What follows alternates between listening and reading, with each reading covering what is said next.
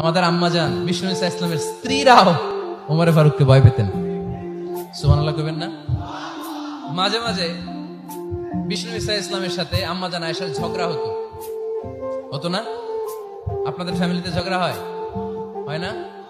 হয় না? কার কার দেখি? ওরে আল্লাহ, অনেক আল্লাহর ওলি আছে তো এই জায়গায়। ঝগড়া হয় না? কি কথা কয় ঝগড়া হয় না বলে? বিশ্বনবীর ফ্যামিলিতে ঝগড়া হয়, আপনার ফ্যামিলিতে হয় না? মিষ্টি ঝগড়া। আর ও বিয়েই করে নাই।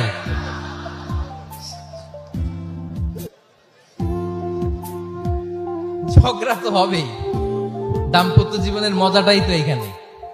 কখনো ঝগড়া, কখনো আনন্দ, একটু বৃষ্টি, একটু রোদ, একটু হাসি, একটু কান্না, ভালো লাগা ভালোবাসা শেয়ার করে নেয়া, মিলেমিশে একাকার হয়ে যাওয়া, ঠিক কিনা?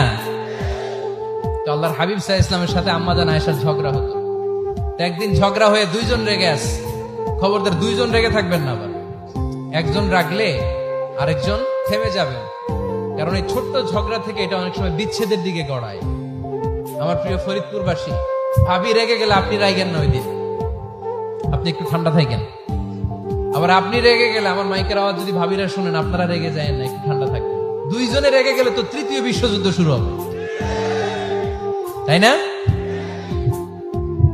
একজন রেগে গেলে আরেকজন ঠান্ডা, কারণ এই সামান্য ঝগড়া থেকে ইগোর কারণে এটা বিচ্ছেদ আর ডিভোর্স পর্যন্ত গড়ায়।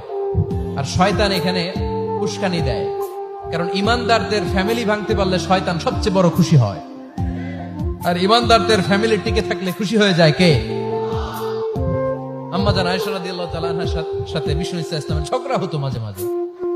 একবার ঝগড়া হলো, বিষ্ণু ইসা ইসলামের রাগ, আম্মাজান আয়েশাও রাগ। বিষ্ণুই বললেন, আয়েশা, ঝগড়া করে আর কতক্ষণ থাকবো, আসো মিটমাট করি। আয়েশা রাদিয়াল্লাহু বললেন, ঠিক আছে মিটমাট করবো। তো বিষ্ণু ইসা ইসলাম বললেন, মিটমাটের জন্য কারে ডাকবো? ওমর রে ডাকি। কয় না, ওমর রে না, ওমর গালিজ, ওমর অনেক রাগে, আমার ডর লাগে। কয় তাহলে তোমার আব্বারে ডাকি। কয় ডাকেন। কি খুশি, মেয়েদের মধ্যে অভ্যাসটা আছে না নাই? তাহলে তোমার আব্বারে ডাকি। ডাকেন। ডেকে নিয়ে আসা হলো। আবু বকর রাদিয়াল্লাহু তাআলা আনহু দাঁড়ালেন, আম্মাজান আয়েশা দাঁড়ালেন, বিশ্বনবীও দাঁড়ালেন। বিশ্বনবী বললেন, আয়েশা, তোমার আব্বা আসছে, এবার ঘটনা খুলে বলার পালা। তুমি বলবা নাকি আমি বলবো? আম্মাজান আয়েশা বললেন, আপনি বলেন, তবে ওয়ালা তাকুল ইল্লা হাক্কান, যেটা ঘটছে ওইটাই বললেন, মিথ্যা কথা কইেন না। আবু বকর রাদিয়াল্লাহু তাআলা আনহু রেগে মেগে আগুন। কি এই কথা তুমি কেমন করে বলো? বিশ্বনবী কি মিথ্যা কথা কখনো বলবে? রেগে মেগে দিলেন মেয়ের গালে এক চড়। বানিয়ে বলতেছি না, মুসনাদ আহমদ ইবনে হাম্বলের হাদিস। বাবার হাতের থাপ্পড়কে আম্মাজান আয়েশা উল্টে বললেন। সাইয়েদনা আবু বকর রাগে গড়গড় করছেন, আবার মারার জন্য তেড়ে গেলেন। এবার বাঁচার জন্য আম্মাজান আয়েশা বিশ্বনবীর পিছনে যে আশ্রয় নিলেন, বিশ্বনবী বাঁচানোর জন্য দুই হাত মেলে দাঁড়িয়ে গেলেন। পড়েন সুবহানাল্লাহ।